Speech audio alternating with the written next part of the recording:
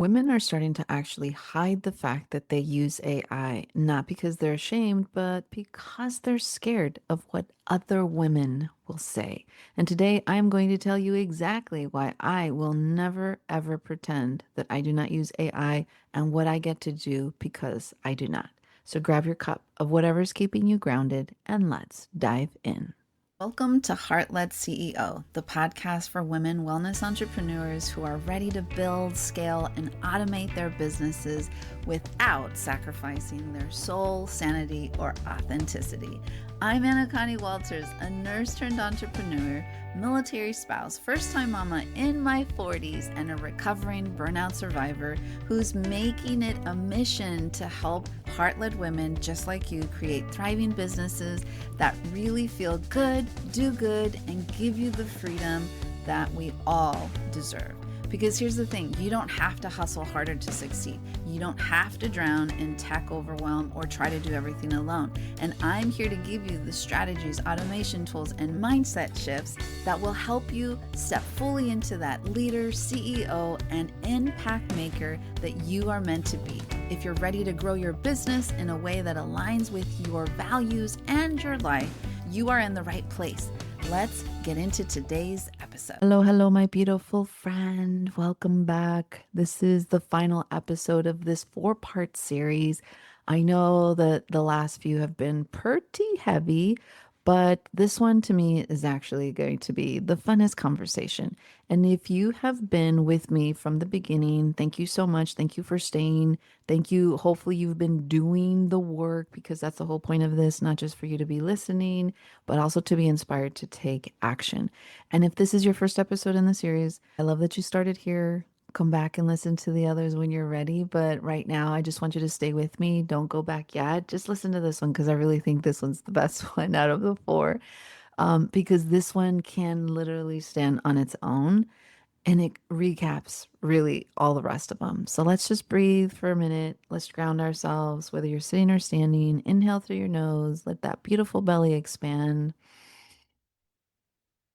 Ribs, chest, shoulders up, back, and down as you start to exhale through your nose from your ribs and all the way down, giving yourself that internal belly hug, bringing that belly button up and in. One more, inhaling into the beautiful belly, ribs. Last little breath into your chest, shoulders up, back as you exhale from your heart all the way down to your belly.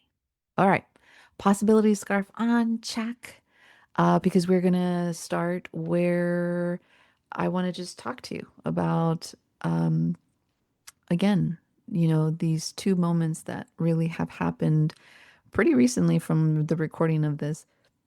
And they keep coming up in my mind, especially as I'm experiencing within my own journey. And again, the first one was Reese Witherspoon's post, a really encouraging reel about getting women to use AI, and the response being absolutely brutal, like mean, it was personal. And it went so far to the fact where people were making podcasts, like literally cussing her out, using profanity in their own reels. And really, some of it, I'm sure, was just their own um, news hijacking is what my coach calls it, versions of just trying to put out, their hot take on it. But then, the same thing happened to Mel Robbins. And the difference between the two was really the reaction to Mel's. It was almost like this stab, like their reaction within her comments, or like her community was like, oh my gosh, the ultimate betrayal, like you stabbed them in the heart. Um, and there was a mix of like people that felt like Mel will do anything. I mean, yeah, Mel Robbins will do anything for money. And so they didn't really find it unexpected. Some people thought it was just something that would lead to maybe the next thing that she's going to promote. And some people just took it face forward, like she's really just trying to get us to use AI. And some people just had the same reaction, same response. Again, I think it was a reel on Instagram, but the same energy in the comments. And I really just sat, both of them really unfolding and thought, gosh, like if the reaction to women, like these high performing women, like Reese and Mel are, I picked those two because they're really well known. Most people know who either of the two are. And what is happening if that's happening at their level within our smaller circles? And I really contemplated on that. Like, what are women saying to each other in, social media groups, Facebook groups, networking events, DMing? Are women already starting to hide the fact that they use AI, whether to avoid the whole thing or just wait until they feel comfortable? And I can tell you, yes, not only have I heard it from other people that I admire as AI strategists and teachers within my own space, people who are in masterminds with me, like we're in it, we're paying to be in it together. And it's a little disheartening, which, I mentioned that I spoke at a summit who it was a summit of all women there to learn AI. And I kind of predicted that this was going to happen. And this was way before I went out on my own and offered a free AI community class and got the same backlash. Now, I want to make sure that we are absolutely clear, especially if you're listening. I use AI and I'm using it unapologetically every single day. Do I use it all day? Absolutely not. I'm very, very conscious about when I use it, what I use it for, and I'm not going to pretend that I don't use it. Not because like I don't understand the concerns. We've talked about them. I 100% have the same values. I really do care about the environmental impacts of data centers. I do believe that it is all real. The energy crisis is all real. The cognitive offloading problem, I actually think that is one of the things that I'm most passionate about, because I really feel that wellness entrepreneurs have to be the ones to take the lead, because we have power to really counterbalance almost the antidote to this problem. And I've spent the last two episodes talking about it. I've been on multiple stages talking about it. But the answer to those concerns is not silence, it's not hiding. And I don't believe that it is opting out or pretending that this technology doesn't exist or that it's going to be somehow magically disappear in an instance. The answer is that we need to be intentional about our participation. Like, use AI in a way that reflects your values and refusing to let anyone, especially other women, shame you for building a life that you are proud of. And I want to talk about it because it's easy to say a lot of these things until it affects you. And it's just like in nursing. Like, nobody cares about the statistics of cancer until you become part of those statistics. Like, nobody cares that there's, only a 6% chance that you're going to get this type of cancer until you become that 6%, because then it's just an afterthought. And so I've talked a lot about, I feel like we are in this societal transition where we're scared. And what do we do when we're scared? We find other ways to offload that scarce mindset, that fear mindset, and we tend to look to blame it other people instead of taking some responsibility in the situation. Let's be honest, there's all kinds of people out there fear mongering with only half the information.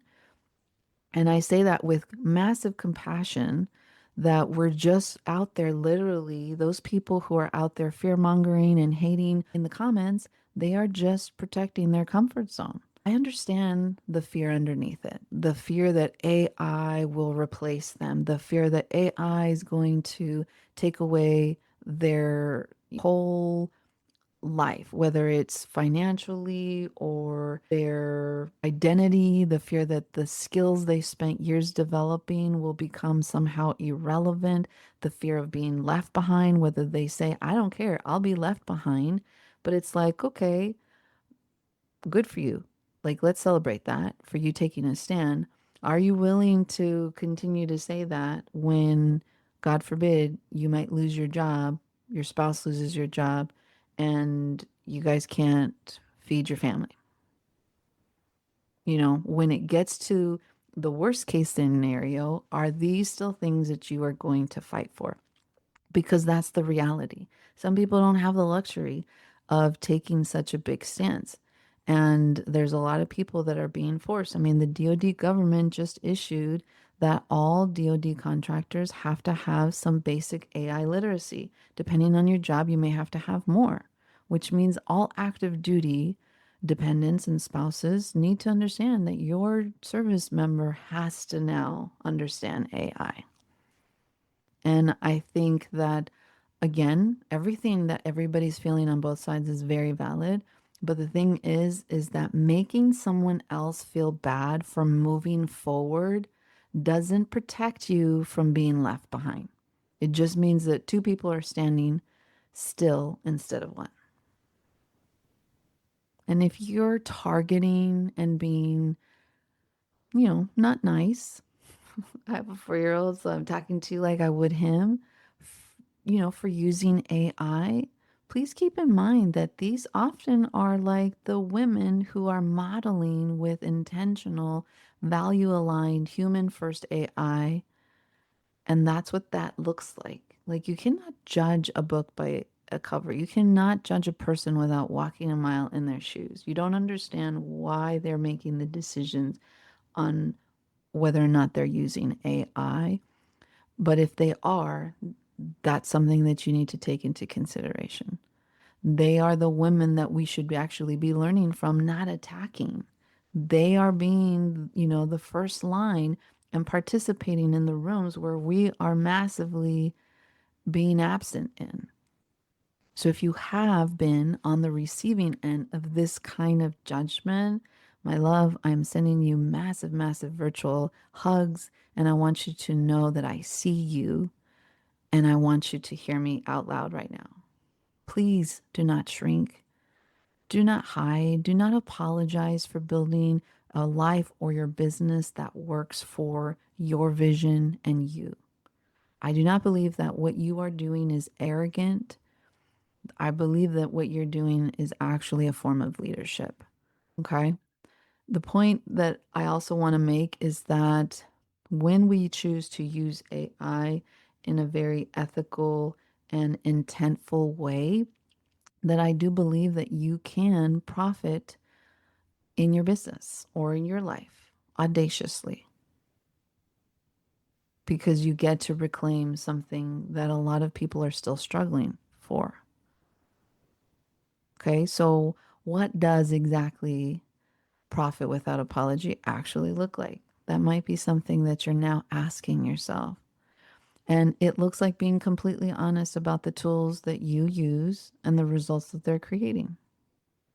It looks like saying, yes, I do use AI to repurpose my content. And because of that, I actually have more time to be fully present and be a badass with my clients, a better yoga instructor, a better doula, a better birth worker, a better fitness instructor, a better energy healer. It looks like saying, hey, I actually automated all my onboarding and follow up sequences. And because of that, I have time to take my son to the park on Tuesday afternoon.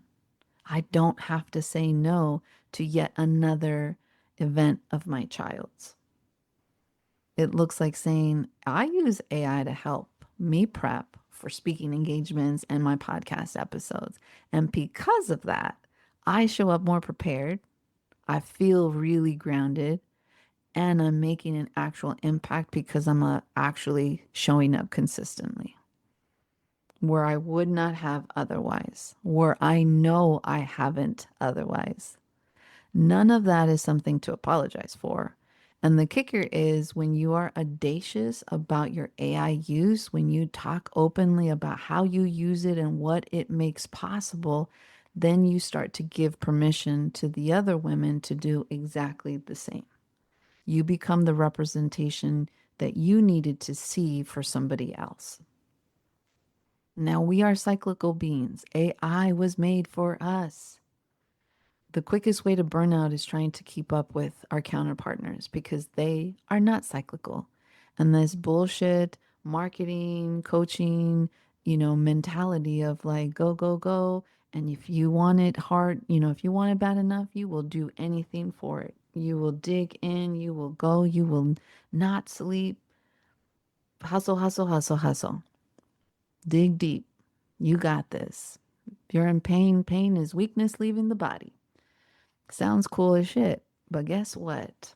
It is your body don't think so. Your mind and your spirit don't think so because you are not built like a man. And when we stop trying to compete with men at their level, we go farther because there's not nearly enough attention in the business and the AI space for this type of talk. Like, we are not men. Okay. I know that that seems obvious, but stay with me because men's hormonal cycle resets what? Every 24 hours. Their energy, their focus, and productivity patterns are relatively consistent from day to day. Now, a woman's hormonal cycle resets every 28 days on average. It's not a perfect number, but it's, a good guess. And within that cycle, guess what? We have phases of high creative energy, times when we're like more deep analytical thinking, times when we're really powerful and intuitive, times when we need rest and renewal. The hustle culture productivity model was built for that 24-hour reset cycle, and it was not built on our bodies, for our bodies. And for years, we've been running this system that was designed for not us, burning ourselves out, wearing this badge of honor of being burnt out. How many entrepreneurial women have you talked to who've been in the game for a while and their pivotal moment was when they burnt out? They almost died. They was in the hospital and it was that aha moment. So we hear about those. How many though go unheard because they don't make it the next day? Calling that strength is a lie. It's just a misalignment. Okay. It's not weakness. It's not any negative. It's a misalignment. Now, if you don't know my story, I had two heart conditions at 25. Like, pretty much almost lost my life twice just because I was trying to prove I was strong enough to keep going. And I'm done. I'm done with that system. I have two really important people I'm trying to stick around for a long, long time. And here's where AI comes in for me. Because I do know that when you set up AI correctly, it does not have a cycle. It does not have a bad day. It does not need sleep. It does not need rest or renewal. It will handle your follow up sequences during your rest phase. It can repurpose your content when your creative energy is low. It's going to manage your inbox and your onboarding while you're recovering from your cycle if you're still having one. AI honors your cyclical nature in a way that the hustle culture model has never done before. That's only though when you're using AI intentionally, which is not laziness. That is a biological wisdom that you've tapped into. And if you want to look at it a different way, it's you finally designing a business that works for your body instead of someone else's. And so for me, what I get to do because I'm using AI is I get to make magic possible.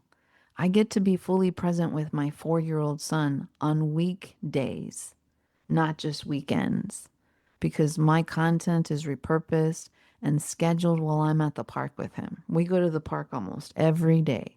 I get to support my family financially as a military spouse, and I'm attracting clients and running systems. When, what? I'm not at my desk.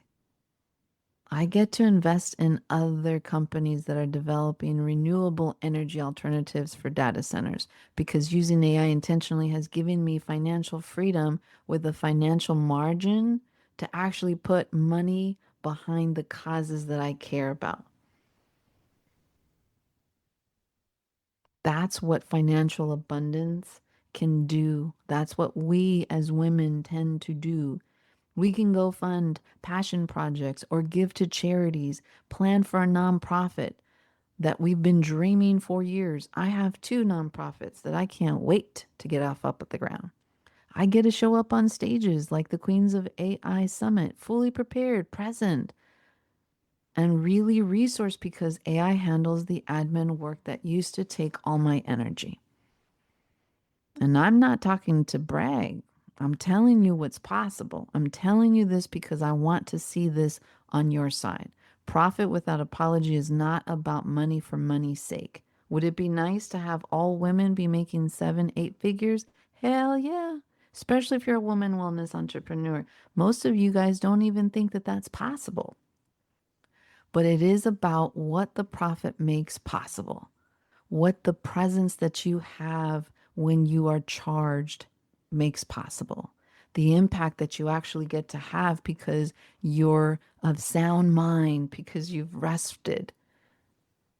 The life you actually want to live is on the other side of that.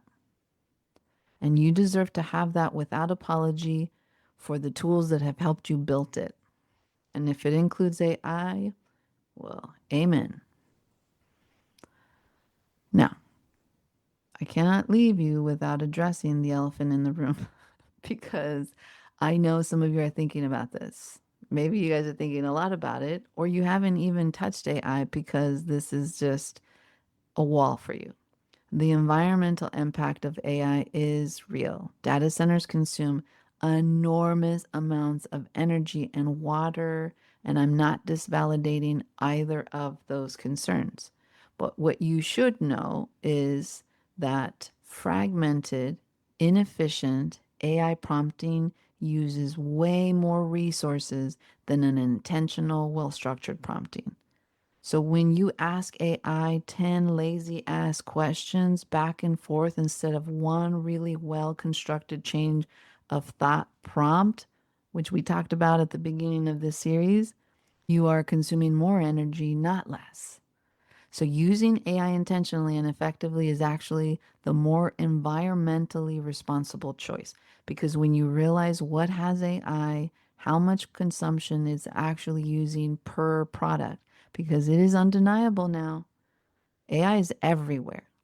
It's in Canva, it's in Amazon Music, it's in YouTube, it's in Google. Like you pretty much can't live on planet Earth without being affected by AI in one way or another. But when you know, because awareness is what? Power. You get to choose how effectively and intentionally you're using these things. You get to know, like, I'm going to use AI, so maybe I'm not going to spend more than 10 minutes on social media. If I'm only going to spend 10 minutes, what are the top 3 things that I want to make sure that I get to see? Or who do I get to reach out to? Who do I get to get an update from? And you stick to it. Just like savings, just like anything else that requires commitment. And when you use the profit that AI powered businesses generates to invest in renewable energy solutions or in companies or people developing cleaner alternatives for data centers or organizations fighting the climate impact of technology, you are closing that loop. You're not consuming, you're not just consuming, you are investing in the solution. A hell of a lot better than some of these people who are just in these chat threads and doing absolutely nothing other than that. They're consuming more energy trying to say all those things and stick up for their values than you would be actually using AI to profit so that you can actually make a difference. That is what it looks like to participate from a place of power. And Queen, please, please, please accept that invitation. And here's your one thing that you can do today if you need some type of a quick win. I want you to write down one thing that AI makes possible in your life or your business that you have been hesitant to say out loud. Maybe it's more time with your kids or your spouse. Maybe it's fewer hours at your desk. Or it could be that it's the income that lets you say yes to the things that actually matter. And I don't even care if that matter equals a pedicure, a massage, a gym membership, Write it down just for you. Nobody else has to see it. I don't have to see it. And just notice what it feels like to just claim it out loud, even if it's just written or silently whispered inside your head. The feeling is what profit without apology feels like. And for those of you who are still really on the fence, just need to reflect on all of this from the whole series or just this week. If you fully embraced AI as a tool for your values and not against it, what would become possible in your life that is not possible right now? And I hope that you sit with it if you're going to do the reflection question, and I hope you let it be big. Dream big, beautiful friend. Dream big. And so that was a lot.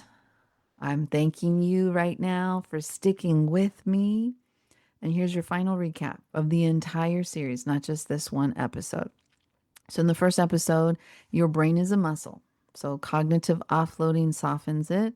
We know that. Okay. That's those 10 lazy ass prompts. But cognitive augmentation starts to sharpen it. The brain foundations, what are they? Sleep, nutrition, hydration, movement. Ta-da!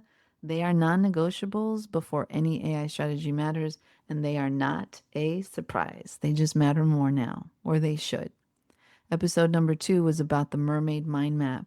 It was also about chain of thought as a logical training when you're using AI and learning how the Socratic method needs to be built in with your AI usage. Remember that your community needs you resourced and present so that you can actually show up for them. Episode number 3, we talked all about cultural policing of AI and how it is being used to hurt us.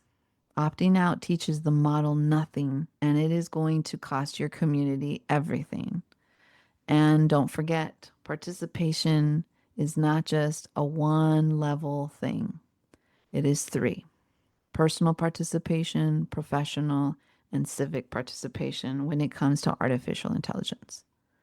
And this episode was about profit without apology, meaning that claiming what AI makes possible without feeling like you have to shrink.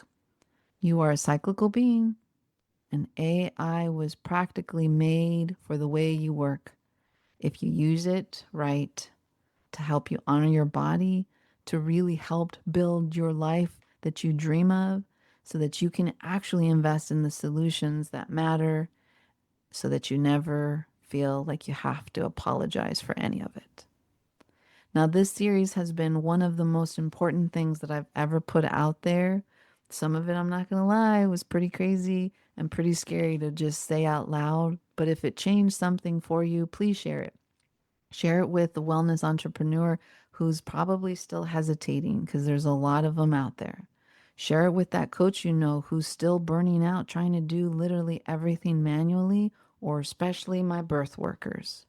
Share it with the woman who's been feeling shame about her use of AI. And come find us inside the Empower Her Wave Biz Circle Facebook group where I go live and we talk about this stuff together. The links will be in the show notes. I hope to see you inside. And this series is done. Finito. 4 episodes. It really was just about one message about protecting your mind, participating with intention, and profiting without apology. You're a business owner, but you're also a leader. You're a healer. You're a teacher. Whether you like it or not, you are a community builder. And I believe you're a change maker. And the world needs all of that from you. Fully present and fully resourced. I'm proud of you if you showed up for all 4 of these series or just one. And as always, my beautiful friend, continue to be you, continue to be beautiful, and continue leading from your heart.